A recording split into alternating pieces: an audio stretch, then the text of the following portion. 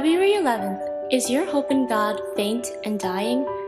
Thou wilt keep him in perfect peace, whose imagination is stayed on thee. Isaiah chapter 26, verse 3.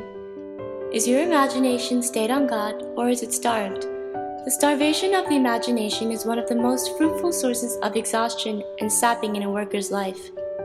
If you have never used your imagination to put yourself before God, begin to do it now. It is no use waiting for God to come. You must put your imagination away from the face of idols and look unto Him and be saved.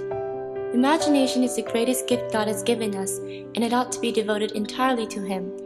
If you have been bringing every thought into captivity to the obedience of Christ, it will be one of the greatest assets to faith when the time of trial comes, because your faith and the Spirit of God will work together. Learn to associate ideas worthy of God with all that happens in nature. The sunrises and the sunsets, the sun and the stars, the changing seasons, and your imagination will never be at the mercy of your impulses, but will always be at the service of God. We have sinned with our fathers and have forgotten. Then put a stiletto in the place where you have gone to sleep. God is not talking to me just now, but He ought to be.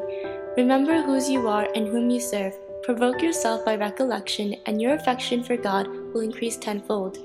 Your imagination will not be starved any longer, but will be quick and enthusiastic, and your hope will be inexpressibly bright.